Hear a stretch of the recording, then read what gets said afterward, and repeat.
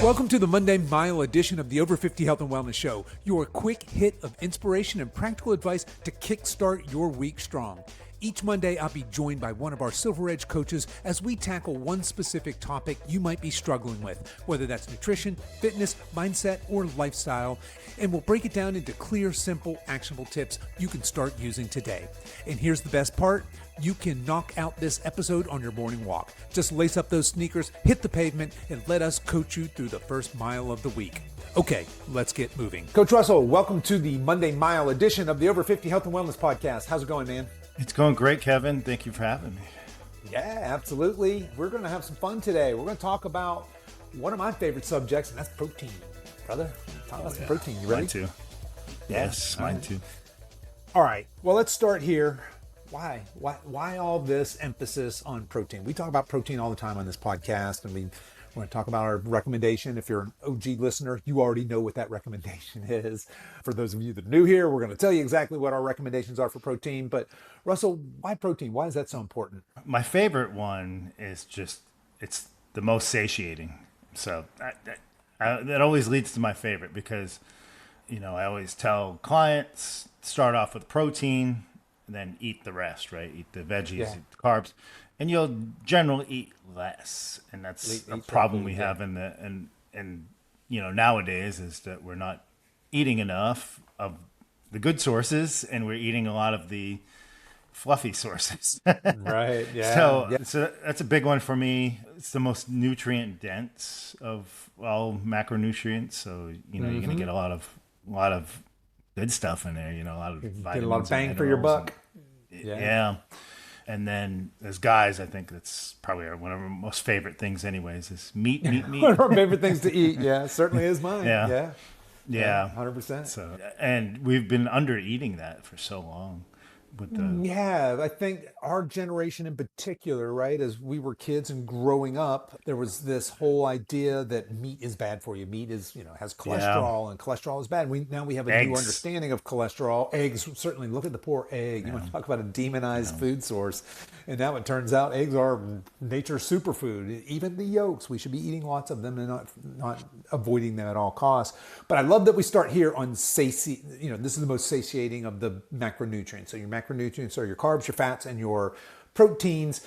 And when we eat more protein, we feel full longer. So those of you that are struggling with weight loss or you have a weight loss goal, and of course here on this podcast, we don't talk about weight loss, we talk about fat loss. One of the best things you can do is before you worry about how much you eat is worry about what you eat. And we like to there's two main rules in what you eat. Eat whole, real foods, not that, like Russell said, that fluff food, which is the hyper-palatable, ultra-processed foods. Knock out as much of that as is practical in your life and swap it out for real whole foods. And then the other rule we have there in what you eat is to prioritize protein. And one of the reasons we want you to do that, specifically those of you with a fat loss goal, is because it is satiating and it will naturally cause you to eat less. Conversely, when Russell talked about the fluff food, that ultra-processed food, it is scientifically designed by PhD chemists to cause you to overeat.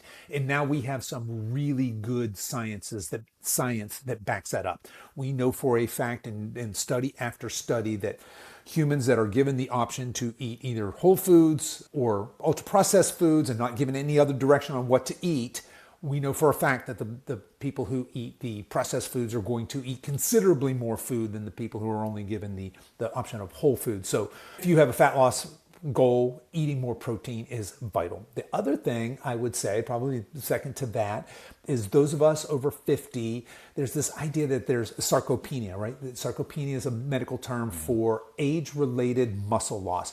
I'm here to tell you, if you're in your 50s and 60s, even your 70s, that muscle loss ain't age-related. It is lifestyle-related. There is no reason you can't be strong, fit, capable, and have a decent amount of muscle on your body and low body fat, by the way, in your 50s, 60s, and 70s. There is no reason other than your lifestyle, basically, for 99.9% of us. So protein plays a really important role there. Now, when we eat protein, we think of protein as one thing, right? We're going to talk about protein sources here in a minute and protein supplements, but when we think about protein, it's really 20 things. It's 20 different amino acids, nine of which are called essential amino acids, meaning we must get them from somewhere else. Our bodies don't produce them internally. And each one has a little different function of what it does in our body.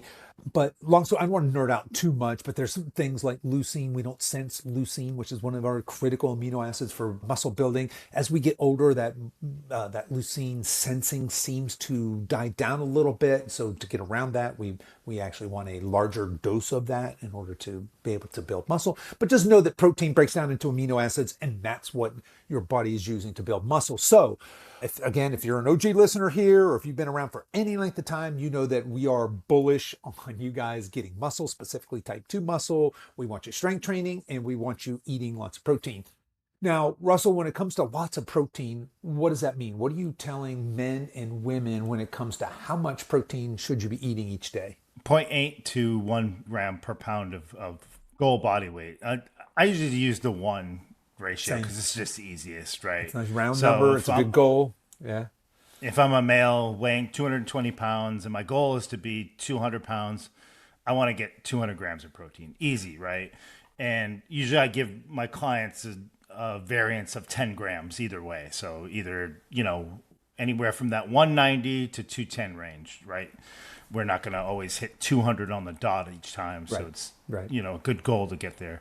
So that's a good goal for most of my clients. Some prefer to eat more. I'm all for that as long as you can digest it. But so that's my goal with the client. Right. Same. Yeah. We tell people all the time, we usually keep it simple, right? It's 1 gram of protein per pound of ideal body weight. So Russell, like you said, a guy 220 wants to be 190, or 200, wants to be in that 190, maybe 180 to 200. But that's his goal. And like similarly, if you're a lady, you weigh 150 and you want to weigh 130, well, 130 grams of protein a day is a good goal. Now, a couple things here. One is, most of you listening to that are nowhere near that. If you're not intentional about eating protein, if you're not currently tracking, my guess is you're not even close. Maybe you're not even half. That's typically what we see with new clients coming in. Even the ones that say, no, I eat a lot of protein, typically they aren't really eating a lot of protein. So there's that. It's funny. What's funny, Kevin, is when they say they're eating their protein goal, oh yeah, I eat a lot of protein. And then the first thing you can knock them out with is breakfast, because they're like, oh, I had 1 egg. And you're like, yeah, there's no way. You've got that's 6 grams of protein. Congratulations. Yeah, right. Yeah. That's usually where I knock them out. I don't even have to look at the rest. I'm like, yeah, unless you're eating half a cow by dinner, you're not there. Yeah, no, that is true. So certainly a high protein breakfast is something we advocate for all of our clients and for all of you listening. We don't want you intermittent fasting. We don't want you to wait until noon to eat. We want you to have a high protein breakfast. And for those of you out there listening to this, like, yeah, but I'm not hungry in the mornings. That's what we here in the coaching community call a metabolic red flag. You should wake up hungry. You should have appetite. Yeah. So number one is probably most of you are under eating. So we really encourage you we love everybody to weigh, measure, and track all their food for at least a week. It's a really good exercise. It's a good education for yourself. And the other thing is to slowly step up to your goal protein. So let's use the example of the guy, right? Russell, you said he was 221, his goal weight's 200. Let's say he finds out that he's averaging over a week 100 grams of protein per day, very typical for a guy like that.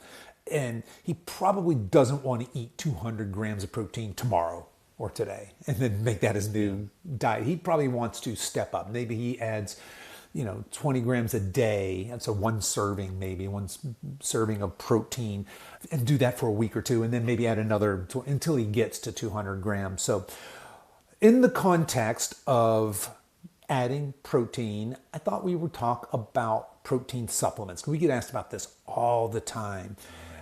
Should I supplement with protein? If I do, what's the best one? And let's start here.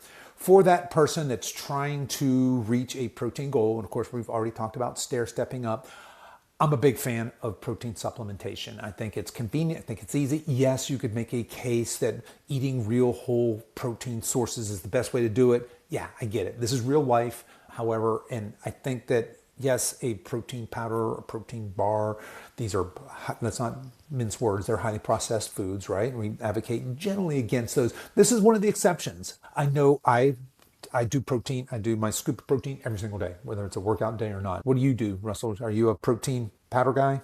Yeah, I used to think it was all great sources. So I would be protein powder, protein bar, and then Mm-hmm. wondering why I was starving all day.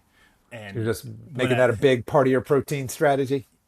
yeah, and then there was one time where I did an experiment for a week and I just tried to get as much of my protein through either powder or bar. So Mm-hmm. let's just say I had 2,000 calories to work with, and I was 200 grams of protein. Most of it was through a powder or bar. I found I was incredibly starving that whole week. Yes. And then the next week, I did it the opposite, right? I just did all meat sources, and I could barely finish my food. Mm-hmm. So just remember, even though it is, we consider it healthy alternative, it's still a processed food. It is. So I've whittled mine down to one scoop of protein during the day. Same. I haven't had a bar in I don't know how long, Yeah. and obviously the source is going to be great. Like you got to think of the source first, and I always suggest too, if you do have trouble reaching that goal of protein, there's great like powders are obviously great to fill in until you get the appetite up and ready for Or foods. whole food. The Yeah. other one too is like Greek yogurt, a great example. About 18 grams per serving. Sneak stuff in like that. But Mm-hmm. yeah, no, yeah. So that was my experiment with powders and bars. And I realized real quick, and that's usually a hint when my client says he's starving, and I didn't really cut his calories that much. I'm like, "What are you eating?" And you find out it's like 3 scoops of protein here and Yeah. So he can get his two, goal. Yeah. two Right. of those like candy Candy protein bars. bars. Yeah. Yeah. Right. And you're Right. like, okay, let's cut that out and Yeah. let's switch that for some meats, and we'll Right. see how Right. starving you are. Yeah. Yeah. So protein powder is a supplement. It should supplement a healthy diet and a healthy amount of protein. It shouldn't be the majority of your protein. That would be bad. When it comes to powder versus bars, know this: almost all of the bars that are labeled protein bars, high protein bars, are candy bars in disguise. Most of them are just trash. You should probably avoid those.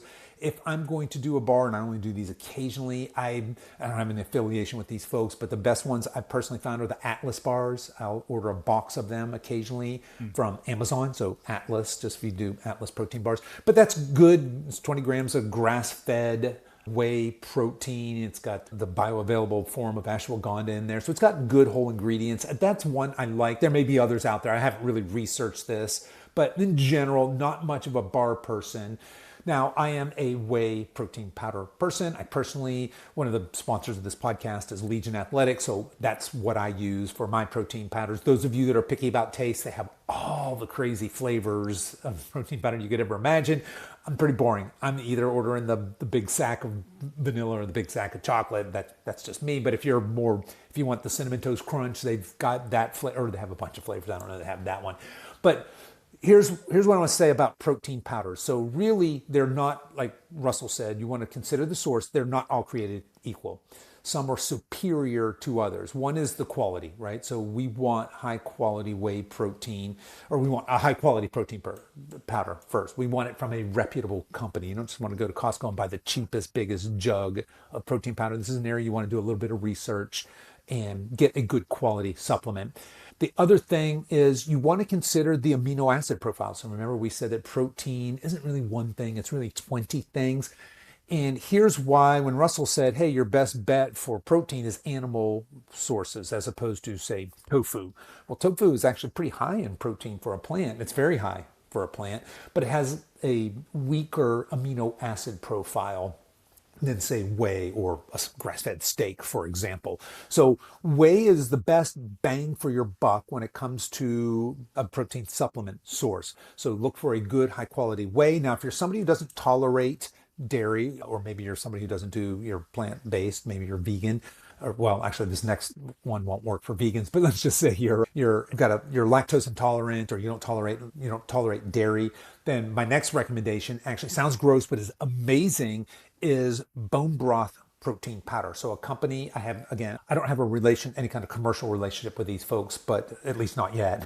I'm working on these guys. Palo Valley, I absolutely love their bone broth protein powder. My wife was trying to get her protein up and she was looking for a supplement, and she doesn't tolerate dairy very well and doesn't really like it anyway. And she tried every plant-based one under the sun. We spent hundreds and hundreds and hundreds of dollars trying to find one because she's very picky on taste. If it doesn't taste good, she's not going to drink it. Whereas, look, I want the protein. I don't care what it tastes like that much. And then one day I had her try my Paleo Valley bone broth.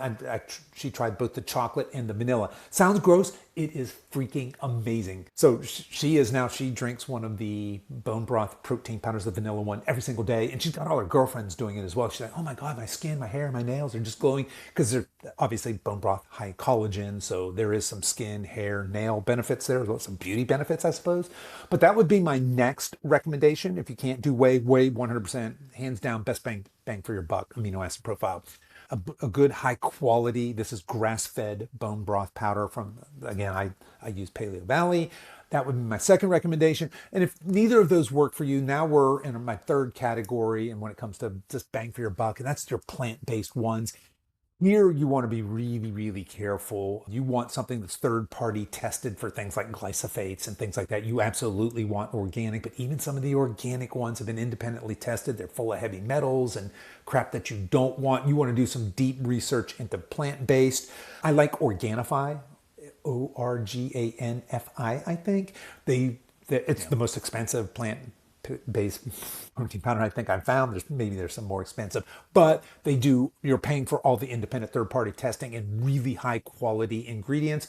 The other thing I'll say when we talk about plant-based is you want a variety of plants. You don't just want to do soy or hemp or pea. You want a variety of plant sources in there. Again, what we're doing when we're combining plant sources is we're trying quasi-successfully to improve that amino acid profile, which is really the reason why we're supplementing with protein powders to begin with. So there you go. I like whey first. I like a good high quality bone broth protein powder second. And then if neither of those work for you, a good high quality, really high quality plant-based powder. So Russell, you're a whey guy, right? You're doing whey Yes. for yours? Yes. Yeah, right on. Yes. Right on. And same, I didn't, that your bone broth Paleo Valley, Mm-hmm. I was like, I'm not trying. It just didn't seem right. And then Chocolate and bone broth doesn't seem right?